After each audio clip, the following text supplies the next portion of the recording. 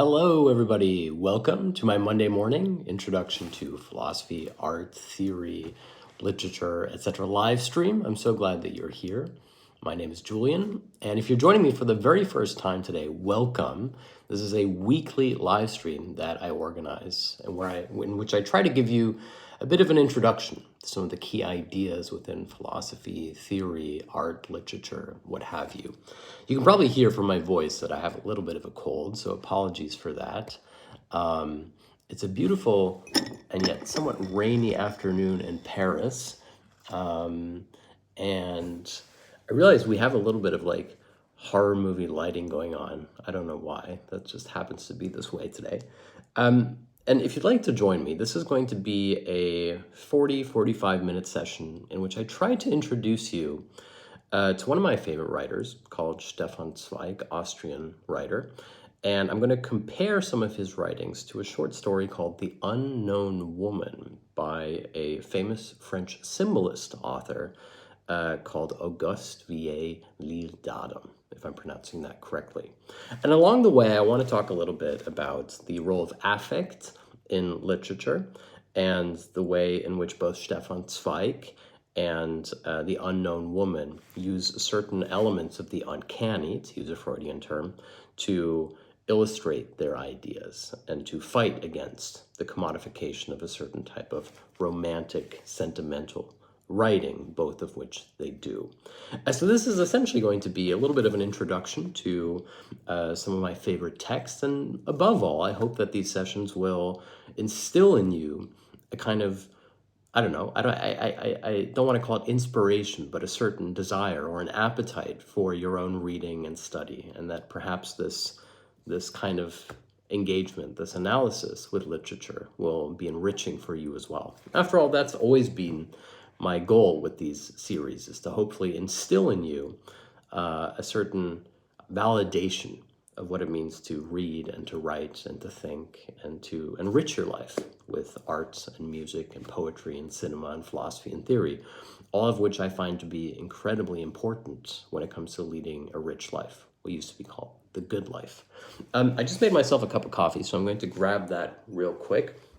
And then I think we can dive right in. I do want to say a thank you to all of the patrons who continue to help me make these lectures available open access. And as a patron, starting this week, you can also download my very newest ebook titled The Cunning of Reason, which is volume 1 in the Guide to Hegel series. That is now available exclusively on Patreon if you go to www.patreon.com/Julian Philosophy. And if you're watching on YouTube, I also want to let you know that we're going to be continuing the Guide to Hegel series in a masterclass form. And so expect to see the masterclass series continued soon. And for those of you watching on Instagram, hello, please do let me know where you're joining me from. I'm always happy when people drop a comment letting me know where you're joining the lectures from. I'm currently in Paris. I'm living here for a month and enjoying it very much, I must say. In fact, I've been reading a lot of French authors recently to sort of get into the mood of things, and I've really been enjoying reading some Zola, some Victor Hugo, some Baudelaire, some Guy de Maupassant, who's one of my favorite authors. And today I wanted to share with you one of those texts, although this time from Auguste Villiers de l'Isle-Adam. Quite a mouthful. But let's begin. Let's begin with one of my favorite authors, who you might describe as a major minor writer, by which I mean that he was someone who was mostly known for writing short works. He was essentially a miniaturist, and this author is no one less than Stefan Zweig, Austrian short story novelist who has one famous longer work to his name, although even this is not a novel but a novella, called Beware of Pity, which is also going to be the title of this lecture. And if you're curious about Stefan Zweig, you may actually know a little bit about him already, because his mannerisms, his storytelling techniques were a key source of inspiration in Wes Anderson's film, The Grand Budapest Hotel. In fact, if you've watched The Grand Budapest Hotel, which I think is a delightful film, you'll find that the way in which the story is told is distinctly Zweig-esque. So it begins with it begins with a young woman. This is for the Grand Budapest Hotel, which is not an adaptation of Stefan Zweig, I should say, but inspired by Stefan Zweig. In fact, Wes Anderson and his co-writer released a book dedicated to Stefan Zweig with excerpts from Stefan Zweig's works and various essays on how they relate to the Grand Budapest Hotel, which might be of interest to you. I'll try to put a little reading list in the description of this lecture afterward in case you'd like to pick up some of these books yourselves. Anyway, the Grand Budapest Hotel, the film, actually begins in a Stefan Zweig-esque manner. One of the key characteristics of Stefan Zweig's writings is essentially a layered narrative, that there are multiple windows or doors through which multiple layers of the narrative are told. And so it begins with a young woman visiting the bust, the memorial of a famous writer. Then we cut to the famous writer who is recounting a story, which is then recounted by himself as a younger person visiting the Grand Budapest Hotel, where he hears a story from the man who owns the hotel, which becomes a story about the former owner of said hotel.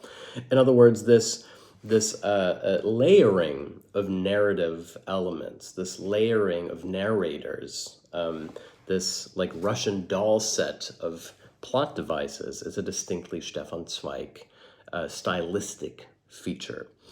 And that's one of the things that makes his writing very, very beautiful and very rich, even though they're very small. This is why I said that Stefan Zweig is a miniaturist. He writes very large stories in a very short format. And if you'd like to pick up some Stefan Zweig short story collections, the Pushkin Press versions, I would highly recommend. Once again, I'll try to put them in the description.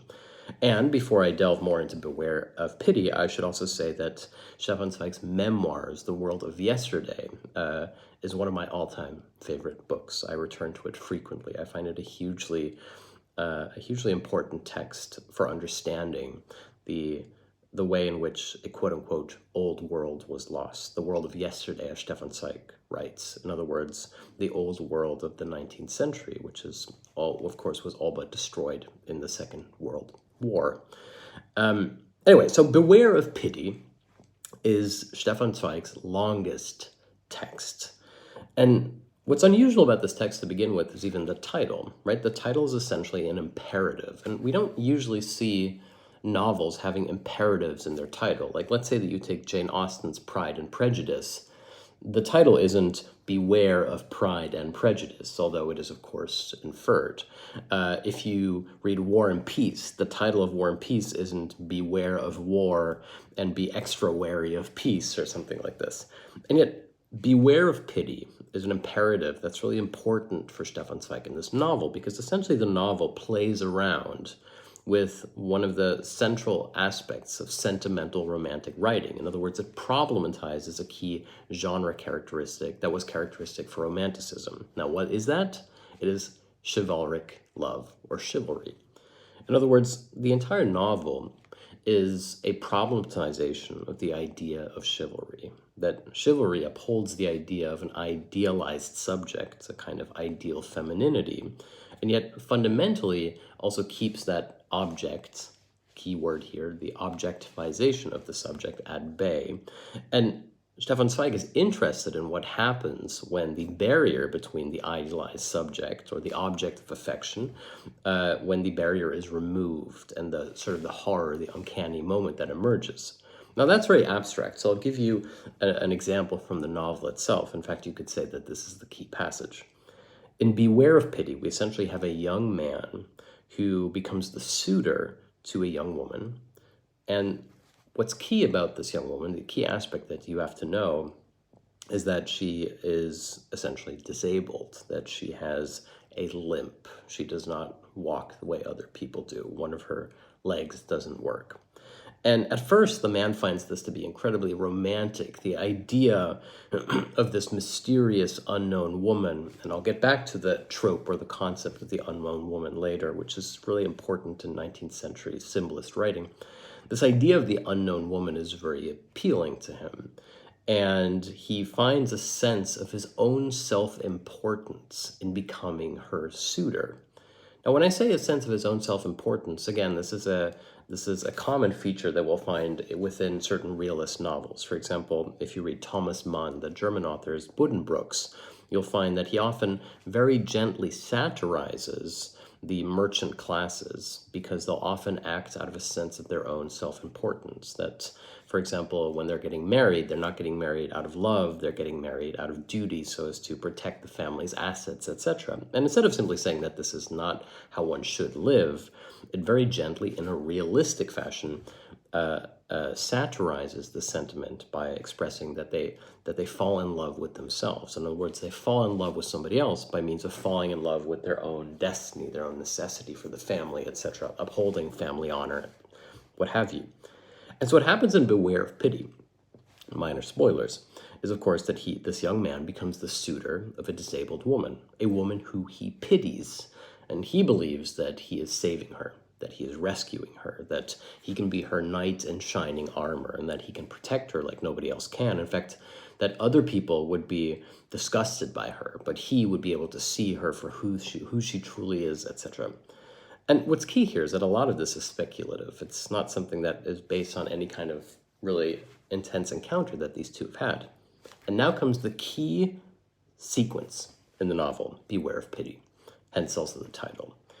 We have a scene in which the suitor is finally going to be meeting with the object of his affection, this idealized chivalric subject, the woman in need of his assistance, in need of being rescued. And he goes to her family home to be officially introduced and to essentially make the proposal. And suddenly the book shifts in tone. It shifts in tone from what appeared to be a realist novel, a realist romantic novel, so a sentimental novel essentially, towards what can only be described as a piece of horror writing, a deeply Gothic work of art. In fact, this is one of the key aspects of symbolist writing, is that symbolist writing, drawing upon, for example, Edgar Allan Poe, employs certain motifs that are dark and full of a kind of dread or foreboding. And usually these are inversions of certain tropes that exist within sentimental romantic writing. So already we have here the classic sentimental romantic scene of the suitor coming to the home of the woman so that he can bless her with his love, etc. And yet, this is where the novel suddenly novella takes a twist, and suddenly the sequence becomes a dark one. He suddenly hears, at the end of the main character suddenly hears at the end of the corridor a noise, a sound that he cannot place, a sound of a kind of rasping, a kind of dragging, like chains being dragged across a stone floor. It's a distinctly spooky image, a little bit like something creeping up on you that you cannot yet see. It's a little bit like in Tolkien, we have, when they're in Moria, there's the drums of the deep, and it's beautifully visualized in the film, right? When you start seeing the shadows of the goblins cast upon the wall by the flames of the Balrog before the goblins come running around the corner. It's a beautiful symbolist horror image. And the same is true for Stefan Zweig's Beware of Pity. So he's in this beautiful mansion, he's in the corridor, and all of a sudden he hears this scraping sound. And then he starts hearing a tapping, and the sound becomes even more gruesome. He hears a tap followed by a scrape, and a tap followed by a scrape that makes his hair stand on end. And at this point, of course, as a reader, you will already understand what is happening. He's essentially hearing the sound of her prosthetic leg dragging on the floor. And suddenly, his idea of self-importance, his idea of romantic, chivalric love dissipates, and what is left is pure horror. He has put himself in a position he doesn't want to be in. Now, of course, from a contemporary perspective, we could easily say that this novel is ableist or not, that it reduces people who are disabled to a kind of horror trope, which, of course, has a certain truth to that. And yet the fundamental effect, or in this case, affect of the scene, is that it inverts the sentimental, romantic gesture of the suitor coming to the woman to be saved and suddenly turns it around. Suddenly she's not the princess, she is in fact the dragon. And the reason that I mention affect here instead of effect is that it's not just using literary effect. In other words, it's not just using romantic language to make the scene appear more flowery. It's an affect in that it's inverting what ought to be the anticipated literary effect. In fact, this is one of the features and characteristics of literary affect. which is that it tends to play around with what would otherwise be the more smooth functioning of an effect. For example, if you want to find this within theater, Bertolt Brecht's famous concept of the Verfremdungseffekt, the alienation effect, whereby as soon as a work of art becomes too immersive, he'll create the conditions for you to no longer believe in it. Like actors come on stage who have a placard that say, "This is just a play." This is an affect. It's an affect because it's against effect. It's against being fully immersed. In fact, many contemporary critiques of ideology, including, for example, Adorno's critique of Wagner and the commodification of music, is this idea that the synchronous overlap between something's substance, its content, and its effects, in other words, how it's supposed to make you feel, is a key component of ideology. For example, an advertisement will always have music that supplements or enhances the feeling in the advertisement. So if it's sad, you will hear sad music, and if it's happy, you will hear happy music. And so the synchronicity between the content of the image and the effects of the music are therefore in sync. And affect would be one of the ways in which we can find affect, literary or otherwise, is to invert this process. You could imagine, for example, a beautiful scene, people drinking milk in the park or something like this, but there being spooky music. This would undermine and create the image and create a sense of dread. In fact, one of the key features of the Freudian uncanny is precisely this uncertainty. Not that something horrific is introduced, but precisely that there seems to be something horrific or uncanny underneath the surface. One of the key aspects of the uncanny, after all, is precisely that which is natural, that which is too normal, that which is like a beautiful use of the uncanny can actually be found in a lot of Haruki Murakami's writing. When he describes characters who have a smile that is too perfect, the smile suddenly becomes ominous. Here we have the uncanny. The uncanny wouldn't be they have a terribly deformed face, which again would be like a sentimental trope about beauty versus the beast, etc. But precisely that there is a kind of horror or a kind of strangeness within a beauty that is too perfect. Now you can actually see how, for example, Edgar Allan Poe already incorporates affects in a symbolist way. For example, Edgar Allan Poe quote that there is no beauty without some strangeness of proportion already is about undermining the binary relationship of effect and replacing it with affect. After all, the classic sentimental effect would be to say that we have beauty, which is a trickling down of the sublime. A beautiful woman is a manifestation of God on earth, etc., like a romantic motif, versus the beast being the man who has to be tamed by the woman, is a classic romantic sentimental fantasy image, Beauty and the Beast. And Edgar Allan Poe quote that there is no beauty without some strangeness and proportion precisely undermines this idea of sublime beauty as being a particularized version of a divine universal substance by saying that perhaps the beastly lies precisely within beauty, or vice versa, that beauty lies within the beasts. Here again we have affect, and it's important to understand, to my mind at least, if you're interested in literature, how a symbolist writing, in a sense, undermines some of the tropes and effects that we find within sentimental romantic writing. Ironically, today, the most ideologically, let me not put it in those terms. Take Marvel movies, for example. I enjoy a Marvel movie as much as anybody, and yet fundamentally, Marvel movies employ sentimental storytelling motifs in which we have music that directly corresponds to the character's inner emotional journey, and we have archetypes of the hero and the villain, etc., that essentially reaffirm a certain sense of order in the world. They're deeply comforting films precisely for that reason. And even where they stray into slightly more subversive storytelling mechanisms, fundamentally they still exist so as to reassure the audience by the end of the movie. And there's nothing wrong with that, of course. Clearly, comic book writing tends to be more experimental than most other forms of writing today. And yet, fundamentally, these films revert back to a lot of romantic, sentimental storytelling devices. In fact, one of my theories, which you're probably not interested in, is that the rise of the superhero movie genre has come at the cost or at the expense of the romantic comedy genre.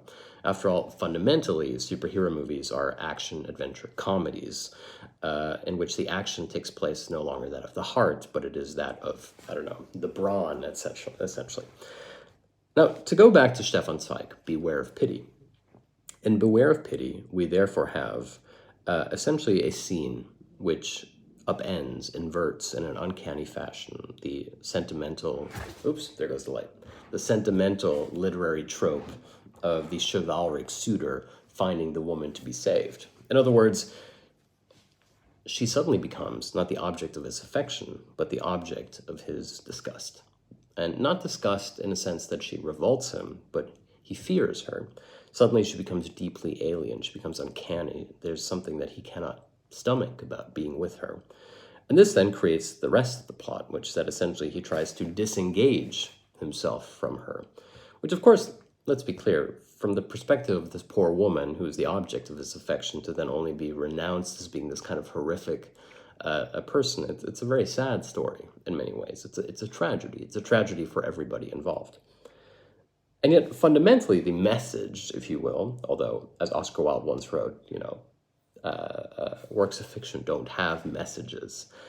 There's no real message here. And yet, the title, Beware of Pity, therefore seems to suggest that pity is in fact a duplicitous emotion, which is another way of saying that pity is not a form of true love. That there's always something about pity that is unnatural, that is manipulative, if you will.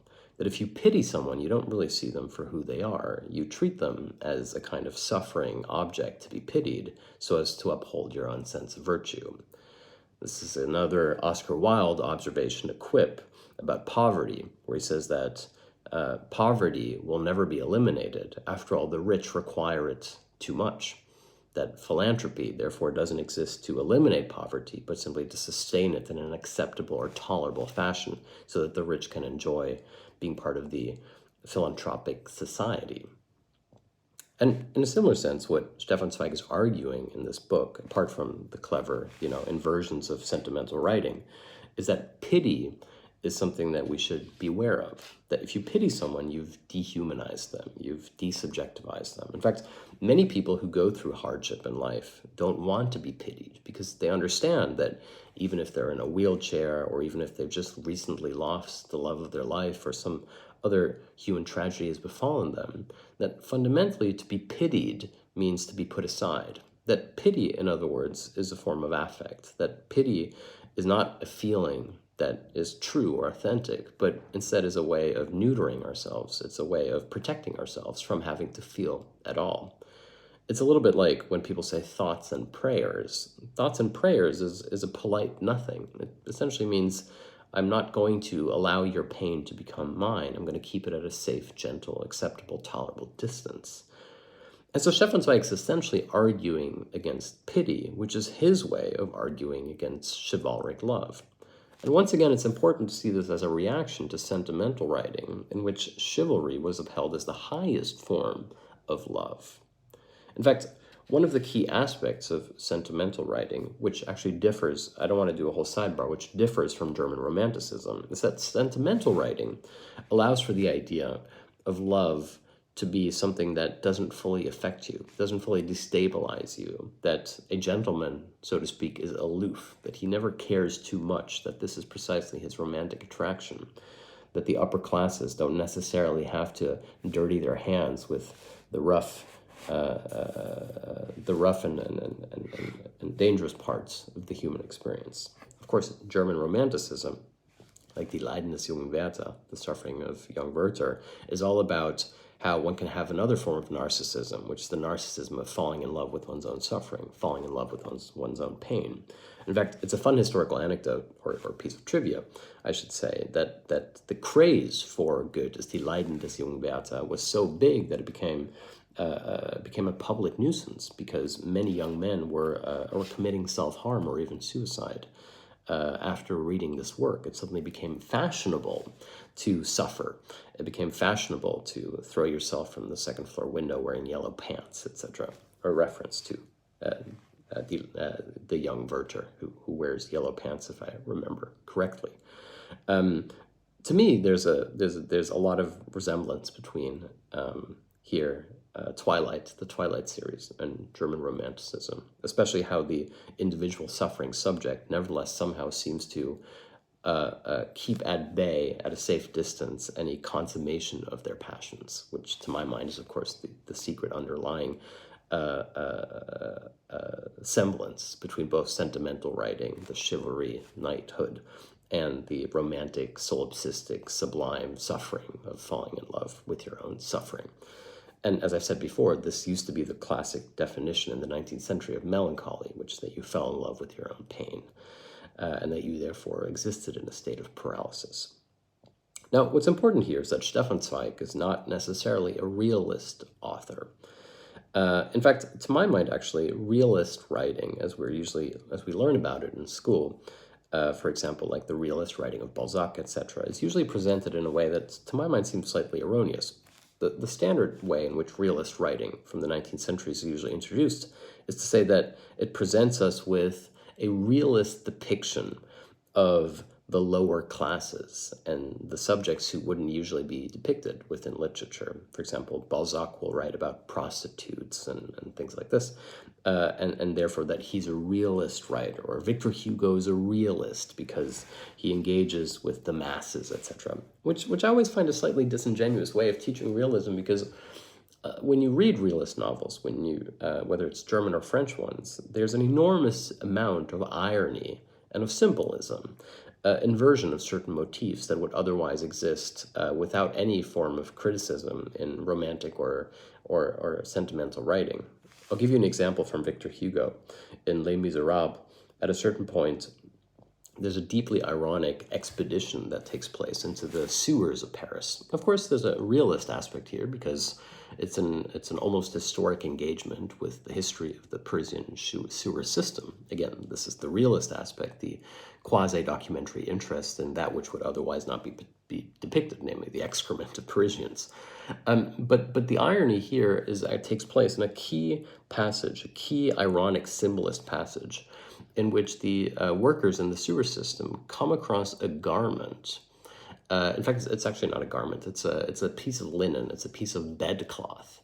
And it turns out that through the inscribed name on the linen, they discover, or the narrator knows, it's not clear who discovers this, that the linen used to belong to a member of the aristocracy, a princess, and that she'd had an affair with one of the revolutionary fighters, and that the revolutionary fighter and thinker still had her bed linen, and that when he died, he died as a revolutionary. He was buried in this linen, as it was the most fancy piece of cotton or silk or whatever that he had in his house. And that now this object, which is therefore already an ironic piece of pre- and post-revolutionary France, this aristocratically inscribed piece of linen, somehow found its way back into the sewer system, and somehow, like an object of worship, has placed itself on the walls of the sewer. And being superstitious, the workers decide not to touch it. Of course, the idea that they're superstitious of it has more to do with the fact that it stinks, that it's covered in excrement. But also, therefore, we have the sacred and the profane. We have the high of the symbol of high society, fashionable living, versus the low of the excremental sewer system. None of this is realist in nature. None of this is actually true as far as we know. And so a lot of realist writing, or supposedly realist writing, is still engaged in a lot of ironic inversions of key romantic images. And this is where the symbolism and the Gothic element comes in, or the uncanny. It's creepy, if you will. Now, I want to briefly divert from Stefan Zweig's Beware of Pity novel to a wonderful story that I encountered recently that I wasn't familiar with, I can't really pronounce his name. His name is Auguste. I mean, that was his pen name. His real name was Jean-Pierre something. Auguste Villiers, Adam or something. It's a long French name, and he is a key symbolist writer in France who wrote a short story collection called Contes Cruels, cruel tales, or I believe the English translation is sordid tales, which actually has a nice ring to it. And all of these stories have elements of Stefan Zweig's Beware of Pity, that horrific inversion of sentimental tropes. And the one that I read was called The Unknown Woman. And I want to talk about it with you briefly here. First of all, I should preface this by saying that, and I only found out about this because I was researching it recently, that the idea of the unknown woman was already a kind of spooky motif within 19th century fashionable literary society in Paris and Vienna, because there was a woman who had been, whose body had been recovered from the Seine, and nobody knew who she was, nobody knew what her story was. There appeared to be no violence done to her body. And so the talk was that it was probably an act of self-harm. It was probably a suicide.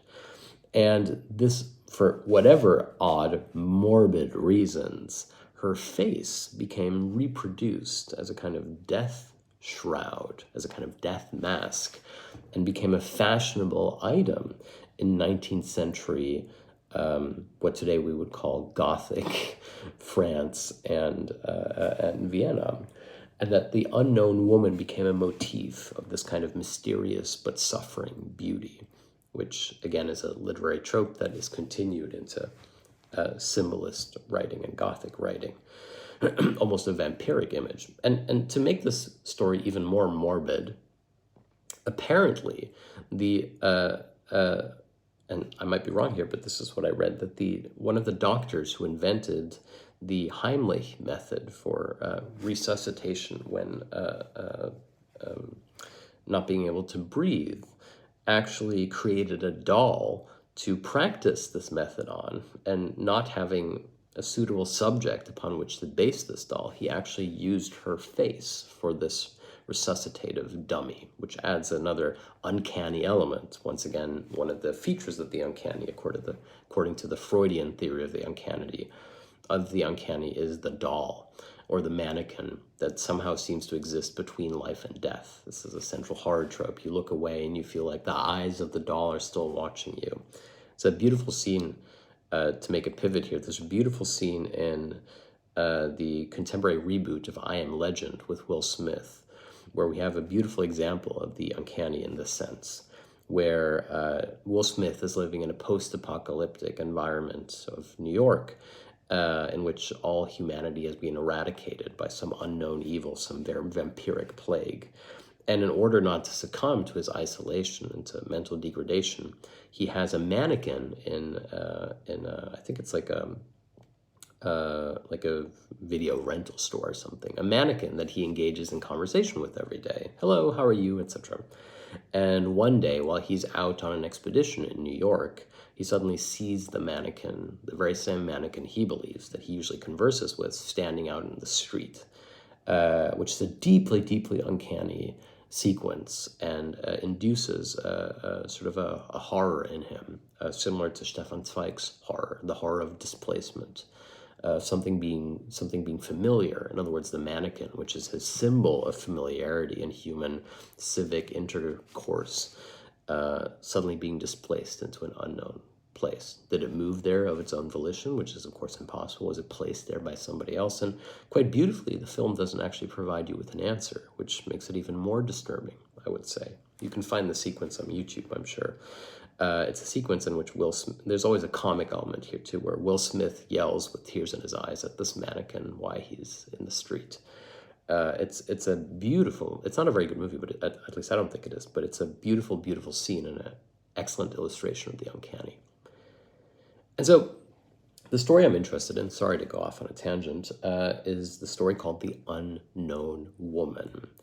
And in The Unknown Woman, we have a young romantic man who lives in the countryside and who one day decides to go to Paris. Paris, after all, being the center of all that is romantic, of the arts, etc. And so this young man leaves the countryside and attends the opera in Paris. And the story opens in a classic romantic way. The young man is at the opera. He's surrounded by beautiful people. There's an undertone of irony already because his enthusiasm is so great that he's described as clapping so hard that he busts or breaks through the leather of his gloves, such is his enthusiasm. So there's already an ironic undertone here, or perhaps a foreshadowing of what is to come, the bursting of the bubble. Excuse me. And there's another ironic undermining here. Again, one of the key aspects of symbolism isn't simply the use of tropes, but the undermining of tropes, which is that this is the first night this man is ever attending the opera. And yet the singer for the performance is on her farewell tour. And this is the final performance she will ever give in her life. And so it is his first performance, it is her last performance, and although we don't know it yet as readers, this will also be his last performance at the opera, foreshadowing.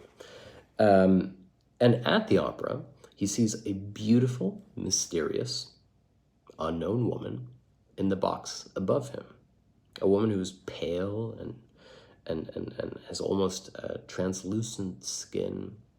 And he's transfixed by her. He falls deeply in love immediately, of course, love at first sight. And he follows her. And he follows her after the opera. And at a certain point, he overtakes her. And this is a dark alley, so it's a little bit ominous already. And he overtakes her, and he turns around and confesses his undying love to her. And he speaks with great romantic declarations of fealty and passion. And her response is a little bit unusual. She responds to him in kind, essentially telling him that, they've just met, she's not really into him, maybe, she does what you would expect a woman politely to say to an unknown suitor. And then he convinces her, he's being a little bit unpleasant at this point already, he convinces her to take a walk with him through an unlit garden. Spooky. And so they're walking through this unlit garden by nights, and he continues to speak with her, and she speaks sort of generalities back to him. And then suddenly she says, I have something I have to tell you. And he says, oh, what is it? And she confesses to him the truth. A truth which instantly turns the scene from a romantic one into a distinctly uncanny one. She says, the problem, you see, is I am deaf. I can't hear anything. I haven't heard a word of what you're saying. And at this point, the man says, but we were having a conversation. We were connecting. We were walking in the garden. You can't pretend that you weren't hearing what I was saying. And her response is beautiful. She says, don't kid yourself. The kind of thing you're saying to me, many men have said to me before. And so I've learned what replies to give that will be general enough so that they don't notice. And what's so great about this passage, that hearing this news, suddenly his romantic interest turns into horror. It's deeply uncanny. After all, he's been speaking to this woman thinking that he's professing his undying love, but she can't hear any of it.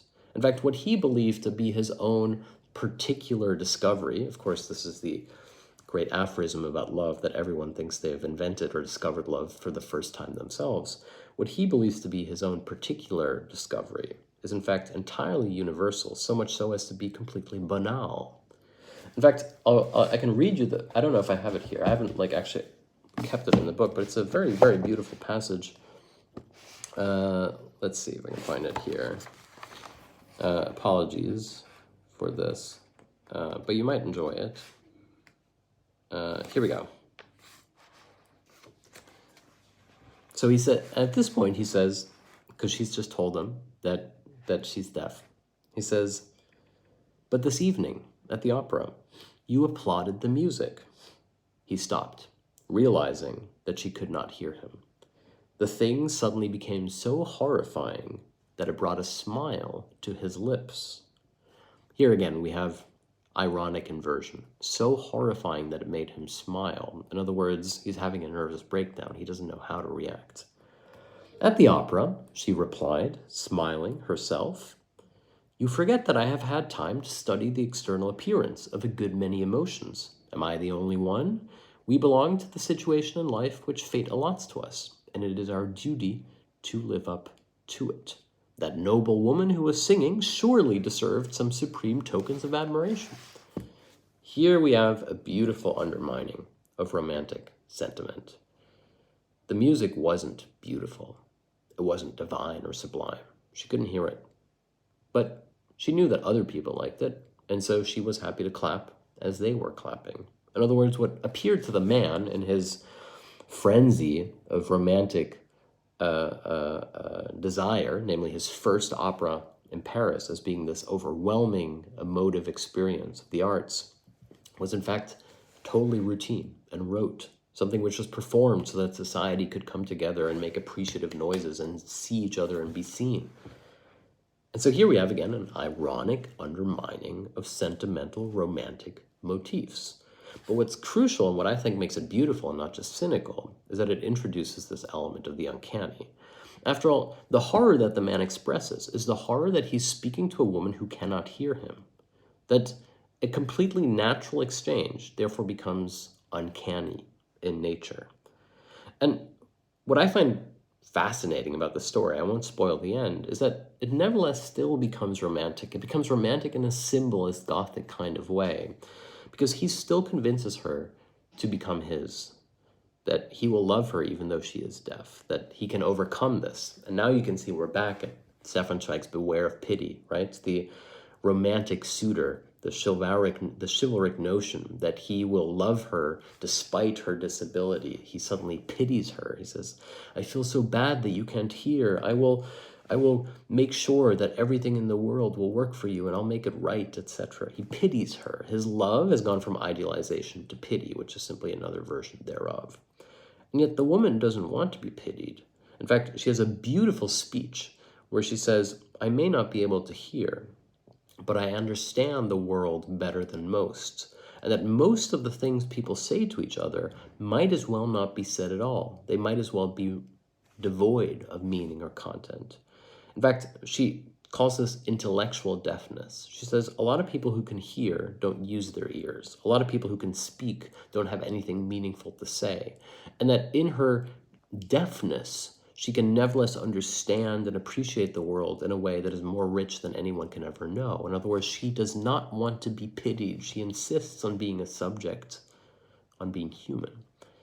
And he doesn't understand this, of course, because he doesn't want her, he doesn't know her, he simply wants the idea of her being the physical embodiment of his romantic projection upon the opera, which, let us not forget, was his first. And so in the end, she dismisses him, but she dismisses him in a romantic way that he can understand. She says, I'll never be able to hear your name. And your eyes tell me that you have a beautiful name, and your gestures tell me that you have a beautiful voice, that you are a kind and sweet and sentimental man who has great feelings. But those feelings for me would always be secondhand. I cannot forget your name because I have never heard it, and I refuse to learn your name by means of seeing it in writing. And so she dismisses him by upholding this idea that their love will never be truthful, that it is something which is already incomplete, already lost, because she cannot properly hear it. And so she equates hearing with sentimentality. She equates hearing with hearing something that you will one day lose. What's beautiful about this story, of course, I've given you a poor rendition of it, and you can read it yourself. It's just a couple of pages long. It's called The Unknown Woman. What's beautiful about this story is that it manages to, in many different ways, tell a story that is both romantic is both horrifying, is both realistic, psychologically and otherwise, but also on a meta level manages to engage with the form of popular 19th century writing. And one of the things that I really wanted to stress over the course of all of my videos is, or the lectures at least, is that when you start understanding how the form relates to each other, the content becomes more interesting as well. Once you understand how symbolism relates to sentimental writing or romantic writing, or how realism and symbolism relate to each other, then these become not just labels, they actually become ways of understanding and interpreting all the affects and effects that the text has. And once again, to understand literary affect, you have to understand literary effect. The literary effect being that which is common in romantic writing, which increases the believability or the effect of the romantic plot, and the affect being that which undermines it from within. And what's great about the uncanny, and why the uncanny is so important within 19th century art, is that the uncanny isn't just about the gruesome or the horrific. After all, we had plenty of depictions of gruesome misery and suffering and cruelty from the Middle Ages and medieval writing, which is sometimes a bit crass. It's too overt, it's too shocking, it's like torture porn. Whereas with the uncanny, we find the horrific within the ordinary. We find the strange within the beautiful. We find how moments that look to us as being one thing can suddenly become completely inverted in the next. And so it's the discovery of the uncanny within that which should be canny. And if you want to go to the German of uncanny, the translation, the original, it's unheimlich. And heimlich it essentially means something which is familiar. It's normal. It's almost cozy, if you will. Unheimlich means doesn't mean that it's not heimlich. It's not a negative of it. Always means that it's indeterminate. It exists both outside it and within it. It's the internal limit of that which is heimlich. Something which is ordinary suddenly becomes deeply unordinary. For example, sleepwalking. Sleepwalking is another version of the uncanny. Think about Macbeth. Macbeth is one of the great, of course, Macbeth was written very much before Freud's theory of the uncanny, but it incorporates elements of it. Macbeth is one of the great works of art about insomnia, about not sleeping, about the inversion of night and day, sky and earth, life and death, happiness and suffering. Nothing makes sense anymore. Everything becomes inverted. And this is also why Lady Macbeth speaks and walks in her sleep. It's a deeply uncanny image of someone who seems to be speaking truth whilst also walking out of their own volition. There's something very uncanny about that. And this is, again, not to go on a diatribe here, but this is the brilliance of Shakespeare. The brilliance of Shakespeare is that he isn't just writing a moralistic play about the evil of usurping kings or whatever. He is writing a play about the uncanny, the duplicitous, the paradoxical, that lies within the very idea of power itself. But that's for another time. Now, what's funny with The Unknown Woman, which is the title of the story I was telling you about. So The Unknown Woman isn't just a reference to a 19th century obsession. We can actually find another reference. It's not a direct reference, but like came up. Stefan Zweig has what I mean to say is Stefan Zweig has a short story that is also called Letter from an Unknown Woman, in which an unknown woman tells of a doomed love affair, and it's narrated by an author who finds this letter in his he basically has a piece of antique furniture, and within the antique furniture he finds this letter in which the woman confesses. It's a suicide note, essentially, that she's had a doomed love affair with someone, with a Casanova who's been with many women and loved none. So again, we have the layering that happens. And so within Stefan Zweig, we have both the layering of plot elements of narration, which are formal mechanisms, but we also have the stylistic layering that happens within symbolist writing, which is a play on romantic realism, romantic sentimental writing, excuse me. And so whether it's Beware of Pity, which is his longest work, nevertheless short, or if it's The Unknown Woman, we have certain similarities between these texts. And what's interesting about these similarities is that it really shows you how 19th century literature, especially late 19th century and early 20th century literature, was incredibly vibrant. It was incredibly unpredictable. It played around with your expectations and with tropes, and suddenly writing became something that was much more unexpected and rewarded you as a reader. And to my mind, it's still really worth going back to a lot of 19th century authors for this very reason. You can read Stefan Zweig without having to know anything about literature, and you'll find yourself enjoying the twists and turns that come with this type of writing. You can read Zola, for example, and enjoy how it upends certain expectations as to what proper male and female behavior is supposed to look like. Same is true for Maupassant. You can read Flaubert's Madame Bovary and have the same experience. And the same is true for cinema. Remember I said that realism is often mischaracterized as being realistically depicting the lives of less fortunate people. It's not really true to my mind. There's a lot of affect here, but beautiful, poetic affect, a lie that tells the truth. For example, if you watch Scorsese's Taxi Driver, there's a sequence in Taxi Driver where the protagonist, the taxi driver, visits the young prostitute in this incredibly dingy New York brothel where she's being made to work. And he thinks that he's the hero and that he's going to rescue her from oppression. But then he realizes once he's there that, first of all, she doesn't remember him. She doesn't see him as the knight in shining armor. And secondly, she doesn't want to be rescued. She wants to be here. It's something much more horrific that she's choosing to suffer, that she's been so gaslit into the situation that she thinks that somehow this is good for her. Here we have essentially Scorsese in his realist filmmaking. In other words, it is realist filmmaking about the New York that Scorsese knew in the 1970s and the dingy aspects of it that you wouldn't see in a Hollywood movie, certainly before then would have been censored even. But you see the ironic elements, the undermining of the classic romantic, sentimental motifs of the knight in shining armor. In fact, the dream sequence at the end of Taxi Driver is precisely the romantic Hollywood ending in which the lead character is celebrated as the knight in shining armor, when in fact nothing could be less true, of course. This is his own delusion of grandeur.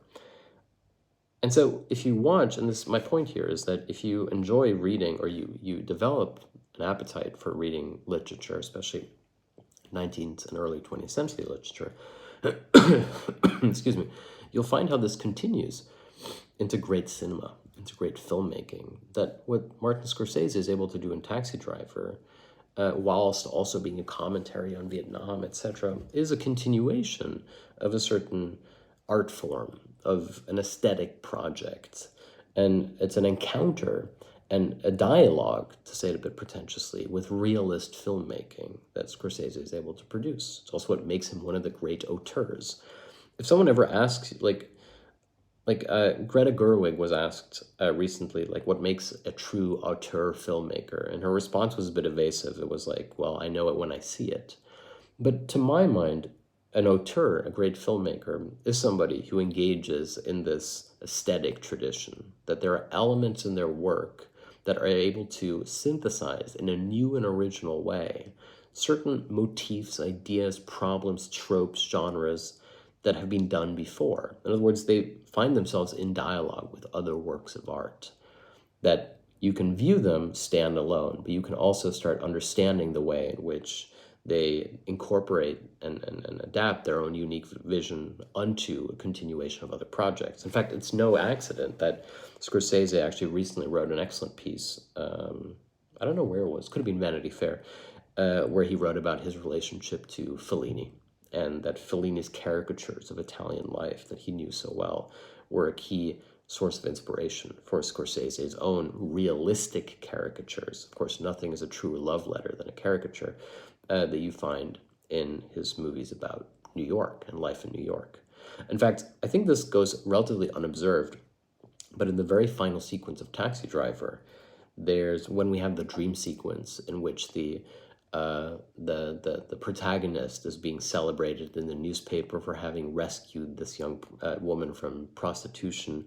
The newspaper clipping in which the parents of the young woman to which she has been returned praise him, in fact, feature a photograph of no one less than Martin Scorsese's own parents.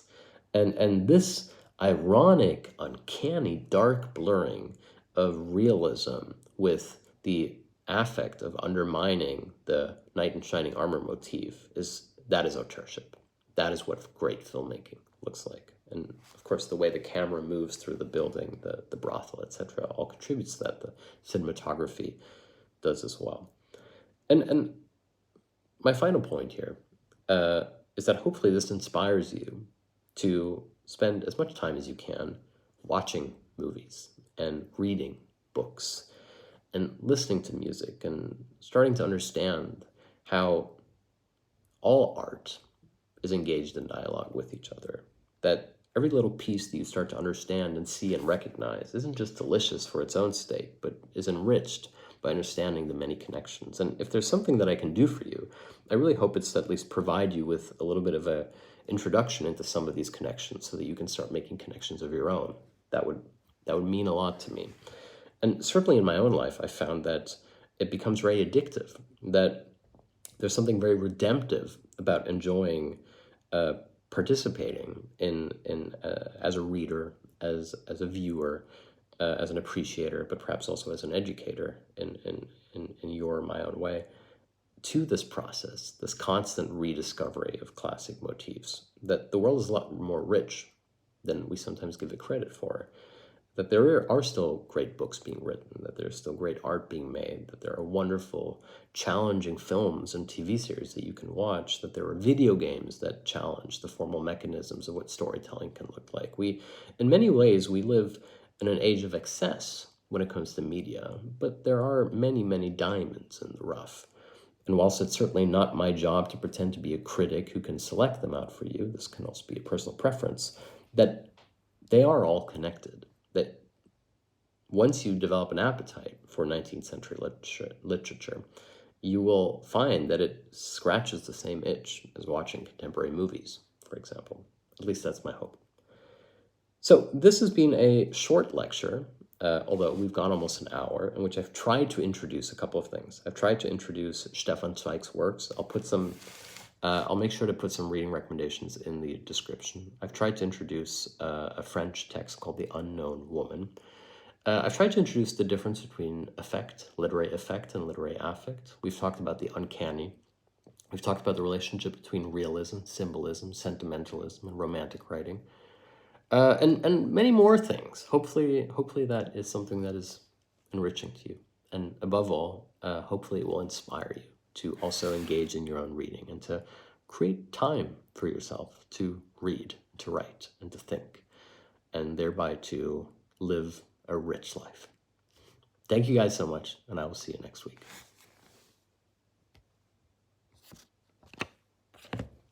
Thanks for watching, and apologies on YouTube for the awkward angle. I've just propped up my phone. See you guys.